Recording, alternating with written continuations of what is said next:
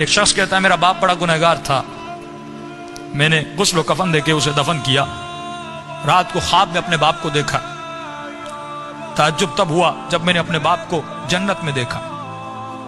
میں نے کہا بابا آپ تو بڑے گنہگار تھے، آپ تو بڑے خطاکار تھے، آپ جنت میں کیا کر رہے ہیں؟ اس نے کہا میرے لال 3 دن تک میری قبر میں آگ جل رہی تھی، 3 دن تک مجھ پر فشار قبر عذاب قبر میں مبتلا تھا، لیکن 3 دن کے بعد کچھ قبریں چھوڑ کر ایک نیک خاتون کو دفن کیا گیا، جس کی آنے کے بعد پورے قبرستان میں جن جن پہ عذاب ہو رہا تھا ان پر اللہ کی رحمتیں نازل ہونے لگیں۔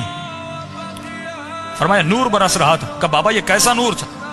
کہ جیسے اس کو دفن کیا پہلی رات بھی، دوسری رات بھی، تیسری رات بھی اس کی قبر میں حسین ابن علی آتے تھے۔ فرمایا جب اس خاتون نے میرے عذاب کو دیکھا، فرمایا اس کے دل میں رحم پیدا ہوا، اور جب امام حسین اس کی قبر میں آئے تو اس نے کہا مولا مجھ پر تو رحمتیں ہیں، لیکن یہ بھی آپ کا چاہنے والا ہے، اس کی قبر میں عذاب ہو رہا ہے، میں چاہتی ہوں میری خاطر آپ اس کی شفاعت کر دیں۔ کہ اس وقت امام نے دعا کے لیے ہاتھوں کو بلند کیا، میرا عذاب ختم ہوا۔ کہ بابا وہ خاتون کون سی تھی؟ کہ اس کا نام یہ تھا، اس کے شوہر کا نام یہ ہے، فلاں محلے میں رہتی تھی۔ یہ نیند سے اٹھا، اس محلے میں گیا، اس شخص کا نام پوچھا کہ فلاں خاتون آپ کی زوجہ تھی؟ کہا۔ کہ اس کا کون سا ایسا عمل تھا؟ کیا وہ بہت زیادہ نمازی تھی؟ کہ نہیں، صرف واجبات پہ عمل کرتی تھی۔ کہ بہت زیادہ قرآن پڑھتی تھی؟ کہ نہیں، مختصر قرآن پڑھتی تھی۔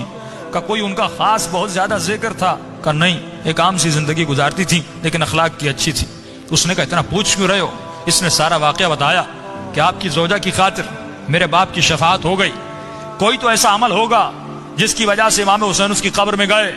تو فرمایا ایک عمل تھا جو کثرت سے کیا کرتی تھی۔ کہ وہ کون سا عمل تھا؟ فرمایا روزانہ زیارت عاشورہ پڑھا کرتی تھی۔ یہ مقام اذکرونی اذکرکم ہے کہ ہمارے چاہنے والوں تم ہمیں یاد کرو، ہم تمہیں یاد کریں گے۔